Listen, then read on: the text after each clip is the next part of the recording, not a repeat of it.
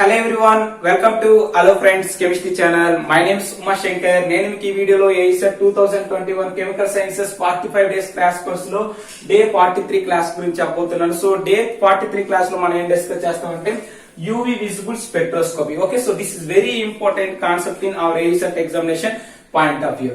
Okay, so ఈ యొక్క UV visible spectroscopy నుండి మనకి AECET examination point of view వచ్చే కీ పాయింట్స్ ఎలా ఉంటాయో ఒకసారి డిస్కస్ చేద్దాం. Okay, so now start this section, see this board. So first of all మనం యూవి విజిబుల్ స్పెక్ట్రోస్కోపీ తెలుసుకునే ముందు మనం ఫస్ట్ ఆఫ్ ఆల్ మనకి 6 టైప్స్ ఆఫ్ ఎలక్ట్రోమాగ్నెటిక్ రేడియేషన్స్ ఉంటాయి. వాటి యొక్క వేవ్ లెంత్ రీజియన్స్ అనేవి ఇక్కడ మెన్షన్ చేయడం జరిగింది. ఫస్ట్ ఆఫ్ ఆల్ ఈ యొక్క ఎలక్ట్రోమాగ్నెటిక్ రేడియేషన్స్ ని ఒకసారి చూద్దాం. Okay, so first of all ఏంటంటే మనకి గామా రేస్ చూసుకున్నట్లయితే దాని యొక్క వేవ్ లెంత్ ఎలా ఉంటుందంటే లెస్ దాన్ 0.001 నానోమీటర్స్ ఉంటుంది. సో ఎక్స్ రేస్ అనేది ఎలా ఉంటుందంటే వేవ్ లెంత్ 0.01 నుండి 10 నానోమీటర్స్ మధ్యలో ఉంటుంది. UV visible radiation, so UV radiation అనేది మనకి 200 నుండి 400 నానోమీటర్స్ మధ్యలో ఉంటుంది. విజిబుల్ రేడియేషన్ అనేది మనకి ఎలా ఉంటుందంటే 400 నుండి 800 నానోమీటర్స్ మధ్యలో ఉంటుంది. These 2 points are very important. Okay, so IR radiation చూసుకున్నట్లయితే మనకి near IR, mid IR and far IR ఉంటుంది. నియర్ ఐఆర్ రేడియేషన్ చూసుకున్నట్లయితే దాని యొక్క వేవ్ లెంత్ 0.8 నుండి 2.5 మైక్రాన్స్ మధ్యలో ఉంటుంది. మిడ్ ఐఆర్ అనేది ఏంటి 2.5 మైక్రాన్స్ నుండి 15 మైక్రాన్స్ మధ్యలో ఉంటుంది. ఫార్ ఐఆర్ అనేది ఏంటి 15 మైక్రాన్ నుండి 200 మైక్రాన్ మధ్యలో దీని యొక్క వేవ్ లెంగ్త్ అనేది ఉండడం జరుగుతుంది. సో మైక్రోవేవ్ చూసుకున్నట్లయితే 0.01 నుండి 1 మీటర్స్ వేవ్ లెంగ్త్ ఉంటుంది. తర్వాత రేడియో వేవ్స్ అనేది 1 మీటర్ నుండి 10⁻⁷ మీటర్స్ వరకు ఉండడం జరుగుతుంది. So these are the electromagnetic radiation and వాటి యొక్క wavelengths. Okay, so coming to the other important key points in this UV visible spectroscopy. These are the basic fundamentals of this UV visible spectroscopy. First చూసుకున్నట్లయితే wavelength. What is wavelength? So wavelength is nothing but the difference between 2 crusts and 2 trusts is also called as wavelengths. Okay, మనకి చూసుకున్నట్లయితే ఈ యొక్క radio waves ఎలా ఉంటాయంటే మనకు wave form లో ఉంటుంది. సో ఈ యొక్క వేవ్ ఫామ్ లో ఉంటుంది కాబట్టి ఇక్కడ ఉన్న ఈ 2 క్రస్ట్స్ మధ్య ఉన్న డిస్టెన్స్ ని మనం ఏమంటామంటే లాంబ్డా అంటాం. సో ఈ యొక్క వేవ్ లెంత్ దేంతో రిప్రజెంట్ చేస్తారంటే లాంబ్డా తో రిప్రజెంట్ చేస్తారు. లేకపోతే trusts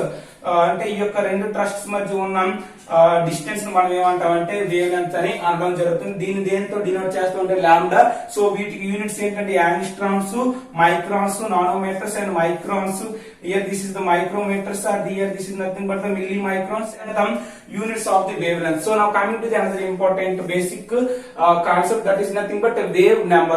Okay, what is the definition of the wave number?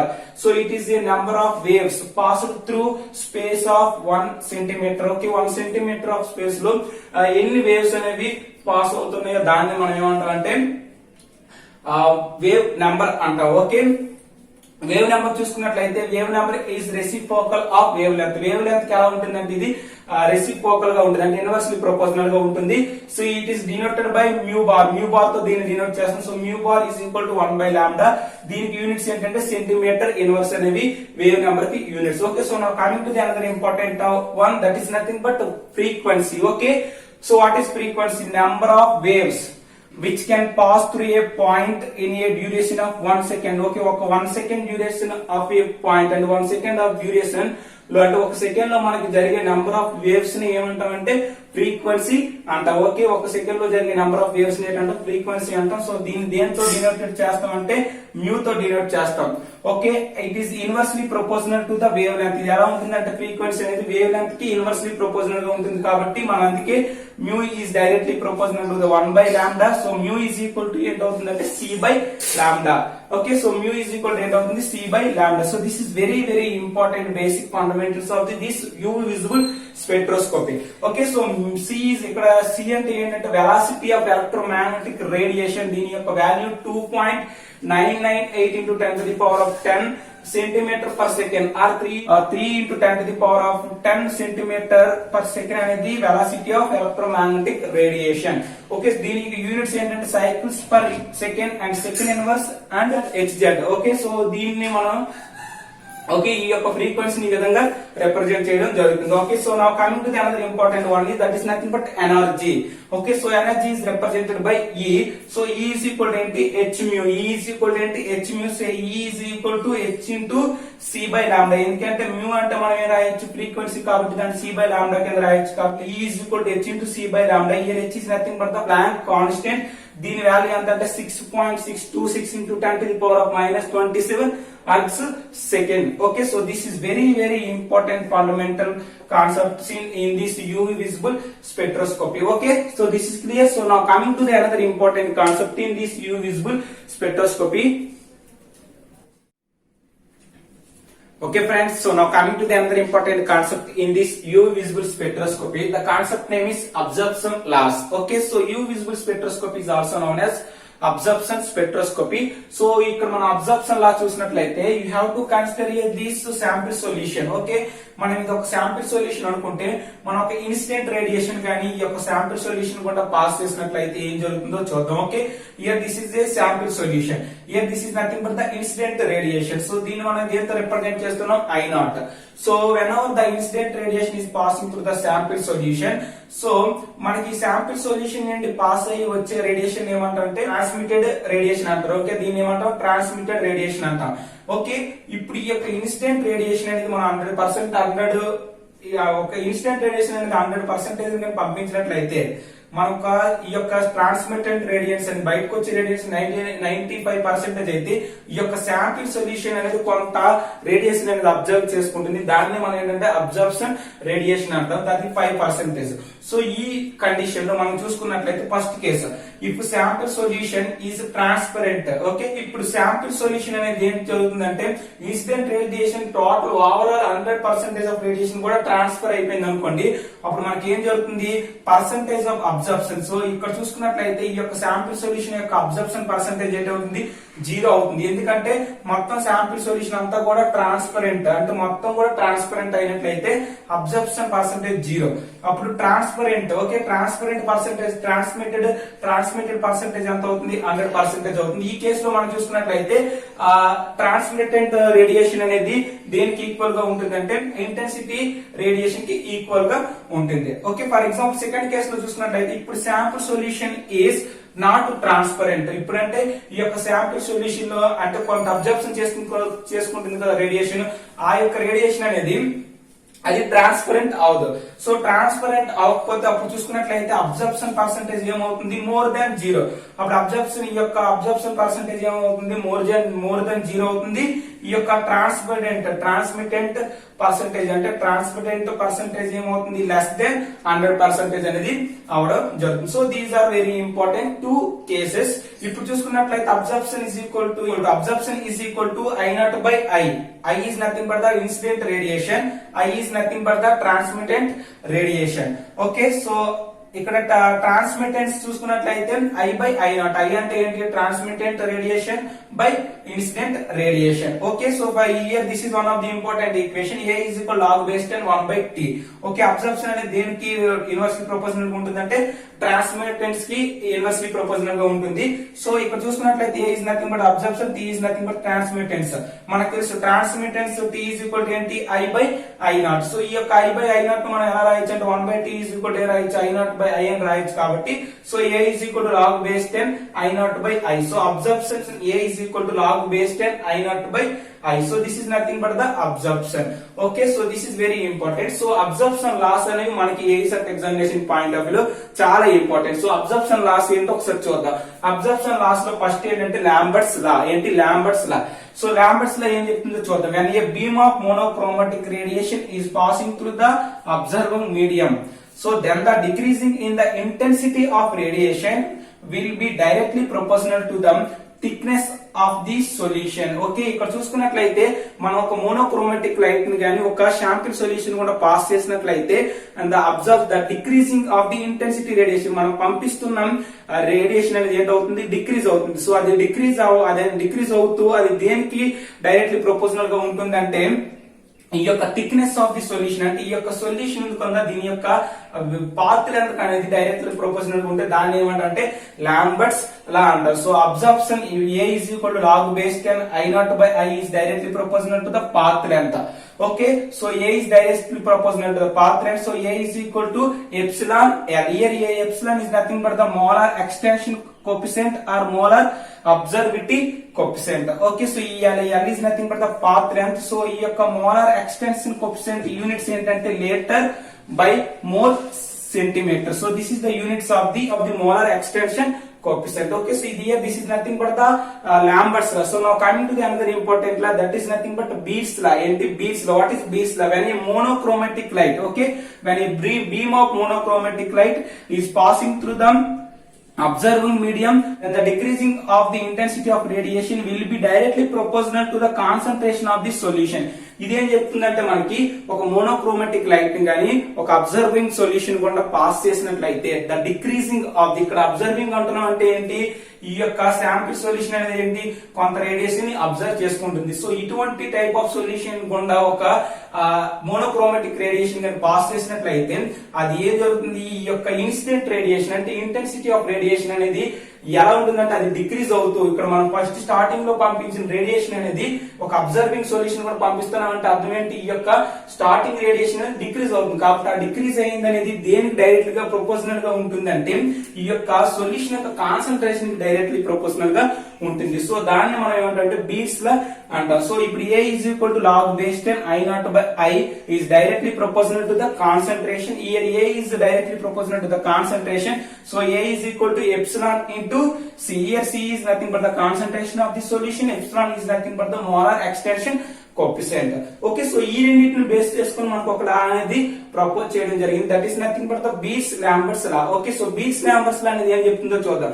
When a beam of monochromatic radiation is passing through the observing solution, the decreasing of the intensity of radiation is directly proportional to the path length of the solution, at the same time as well as it is directly proportional to the concentration of the solution. So this is nothing but the Beers-Lambert's law. ఇక్కడ చూసుకున్నట్లయితే ఇప్పుడు ఏం జరుగుతుంది, ఇలా ఏం చెప్తుందంటే ఒక observing solution కూడా ఒక మోనోక్రోమాటిక్ లైట్ ని కానీ పాస్ చేసినట్లయితే అది ఏం జరుగుతుంది, అది డిక్రీజ్ అవుతుంది. దాని యొక్క ఇంటెన్సిటీ కాన్సన్ట్రేషన్ డిక్రీజ్ అవుతూ అది దేనికి డైరెక్ట్ గా ప్రపోర్షనల్ గా ఉంటుందంటే ఆ యొక్క అబ్జర్వింగ్ సొల్యూషన్ యొక్క పాత్ లెంత్ కి అట్ ద సేమ్ టైం ఆ అబ్జర్వింగ్ సొల్యూషన్ యొక్క కాన్సన్ట్రేషన్ అనేది డైరెక్ట్లీ ప్రపోర్షనల్ గా ఉంటే దాన్ని ఏమంటే Beers-Lambert's లా అంటాం. So Beers-Lambert's law A is equal to log base 10 I naught by I is directly proportional to the L into C.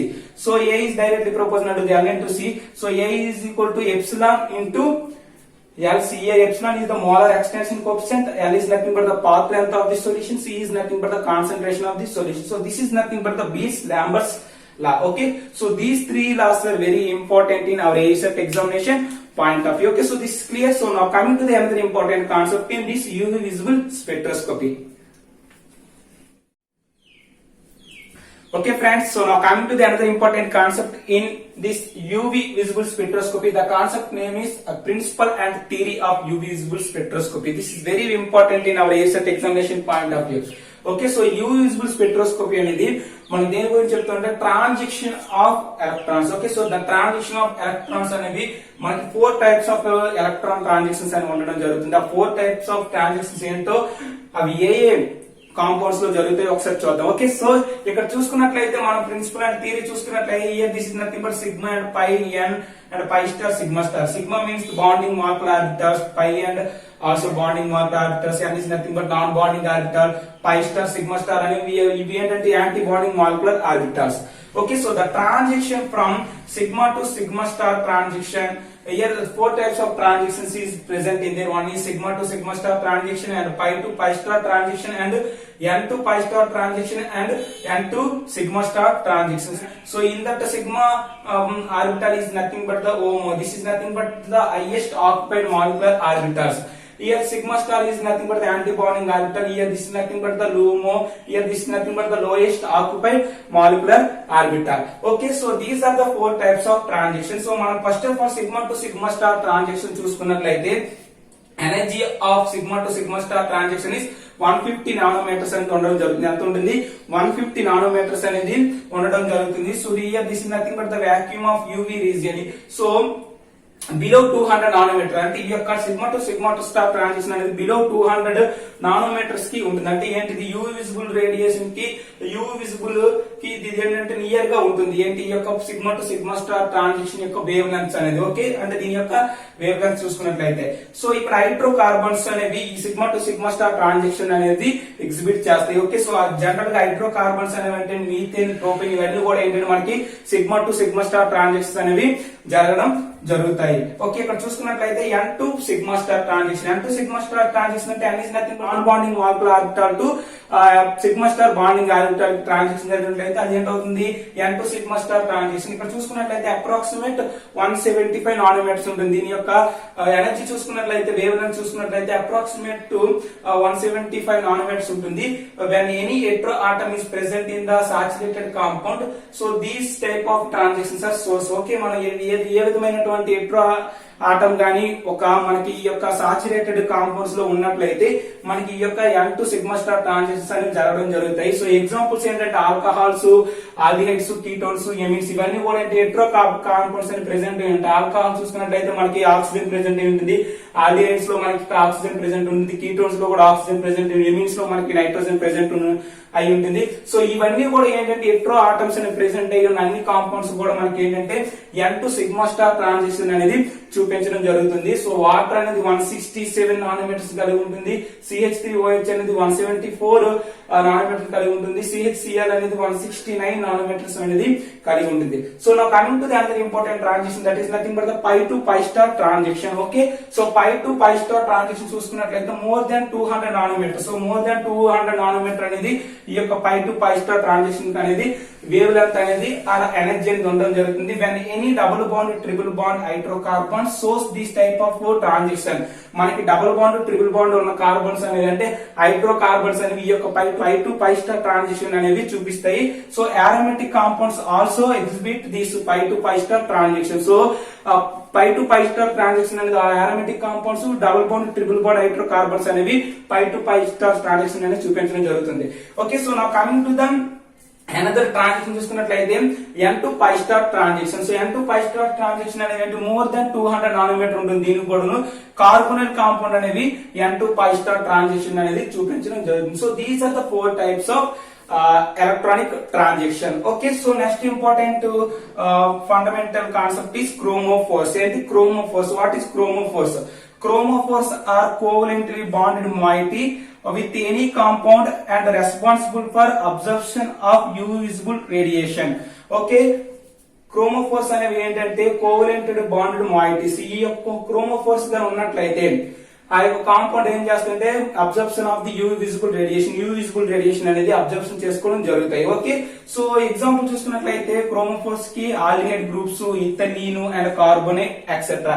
Okay, so chromophores with pi to pi star transactions are exhibit. మనం చూసుకున్నట్లయితే ఈ యొక్క ethylene అనేది ఏంటి, double bond, triple bond ఇవన్నీ కూడా ఏంటంటే chromophores. ఇవన్నీ ఏంటంటే pi to pi star transaction అని కలిగి ఉంటాయి. Okay, so chromophores with N to pi star transaction అని జరుగుతాయి. అంటే ఆల్డిహైడ్స్ చూసుకున్నట్లయితే ఇవన్నీ కూడా మనకి ఏంటి ఆల్డిహైడ్స్ కానీ carbonates, C double bond O function group ఇవన్నీ కూడా ఏంటంటే మనకి N2 pi star transition అని చూపిస్తాయి. Okay, so whenever added any chromophore in the compound, so absorption wavelength is increases. మనం ఈ యొక్క chromophores ని కానీ ఏ కాంపౌండ్ కి యాడ్ చేసినట్లయితే ఈ యొక్క ఆల్డిహైడ్స్ ని కానీ ఎథిలిన్ కానీ కార్బన్ ఇవి కానీ యాడ్ చేసినట్లయితే మనకి ఏం జరుగుతుంది అంటే అబ్జర్ప్షన్ వేవ్ లెంగ్త్ అనేది ఏంటవుతుందంటే ఇంక్రీజ్ అవడం జరుగుతుంది. So this is nothing but the chromophore. Okay, so this is clear friends. So now coming to the another important concept in this UV visible spectroscopy. Okay friends, so now coming to the another important concept in this UV visible spectroscopy. The concept name is auxochromes. Okay, so before you will discuss about the chromophores, ఇప్పుడు ఏం discuss చేస్తామంటే auxochromes అంటే ఏంటో చూద్దాం. Okay, so auxochrome is defined as any moiety which does not shows any specific color or absorption when separated. Okay, ఇక్కడ చూసుకున్నట్లయితే ఏదైనా ఒక మాయిటీ తీసుకున్నట్లయితే ఆ మాయిటీ ఏంటంటే మనం చూసుకున్నట్లయితే సపరేట్ చేసినట్లయితే మనకి ఎటువంటి విధమైన స్పెసిఫిక్ కలర్స్ గానీ అబ్జర్ప్షన్ గానీ చూపించడం జరగదు. Okay, so but when combine with any chromophores, మనం ఈ యొక్క ఆక్సోక్రోమ్స్ గానీ క్రోమోఫోర్స్ తో కంబైన్ చేసినట్లయితే it increases the absorption wave length towards longer wave length. So by formation of new chromophore అనేది మనకి రావడం జరుగుతుంది. Okay, so chromophore is defined as any moiety which does not shows any specific colour and absorption when separated. మనం ఎప్పుడైనా separate చేసినట్లయితే ఈ యొక్క ఆక్సోక్రోమ్స్ అంటే ఈ యొక్క మాయిటీస్ అని it does not shows any specific colour and absorption. అంటే సింపుల్ నథింగ్ బట్ ఆక్సోక్రోమ్స్ అంటే మనకి కలర్స్ అనేది చూపిస్తాయి. బట్ ఇవి ఎప్పుడు చూపిస్తాయి అంటే మనము when combined with any chromophores, ఇవన్నీ ఏదైనా క్రోమోఫోర్స్ కానీ కంబైన్ అయినప్పుడు ఇవి కలర్స్ అనేది చూపించడం జరుగుతుంది. బట్ సపరేట్ చేసినట్లయితే ఇవి ఎటువంటి విధమైన కలర్ ని కానీ అబ్జర్ప్షన్ గానీ చూపించదు. ఓకే, సో ఇది ఏం చేస్తుందంటే ఇవి యాడ్ చేయడం వల్ల ఏంటవుతుందంటే మనకి absorption wave length towards longer wave length, అంటే లాంగర్ వేవ్ లెంత్ అనేది అబ్జర్ప్షన్ యొక్క లాంగర్ వేవ్ లెంత్ కలిసి షిఫ్ట్ అవడం జరుగుతుంది. అంటే మనకి స్పెషల్ గా ఒక న్యూ క్రోమోఫోర్ అనేది ఫామ్ అవడం అనేది జరుగుతుంది. ఓకే, సో నాకు దీనికి ఎగ్జాంపుల్ చూసుకున్నట్లయితే OH, NH2, OR, NH, R, SH ఇలా.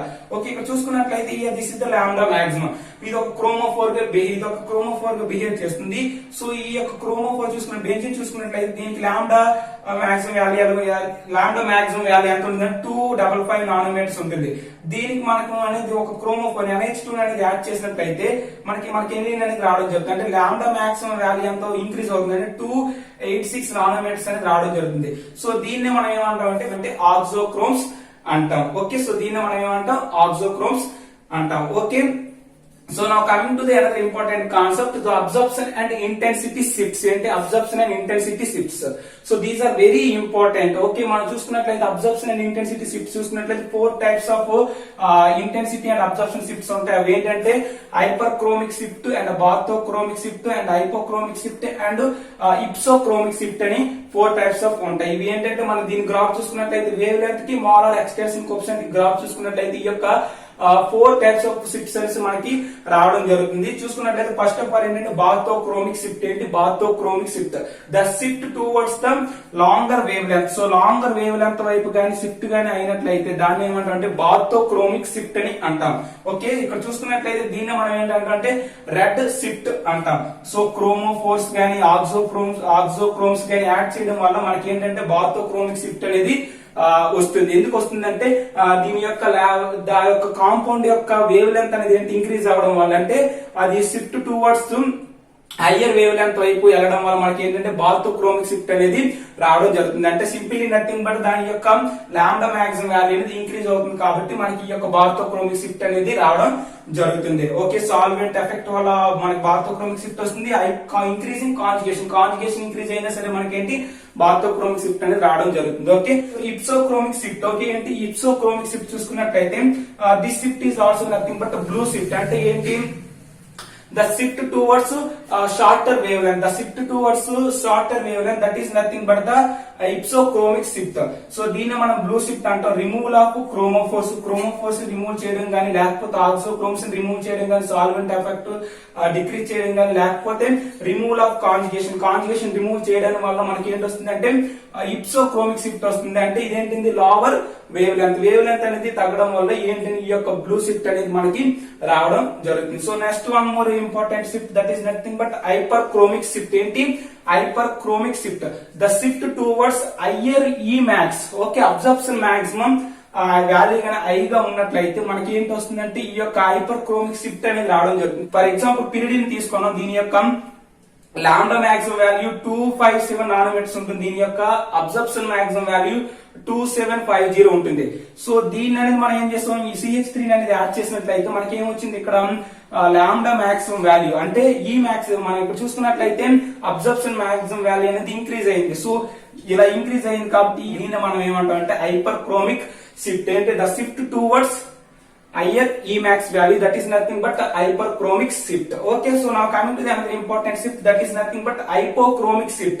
The shift towards lower Vmax value, that is nothing but the hypochromic shift. So these are the 4 types of shift. The shift's name is bathochromic shift and ipsochromic shift and hyperchromic shift and hypochromic shift. Okay, so these are the very important key points in this UV visible spectroscopy.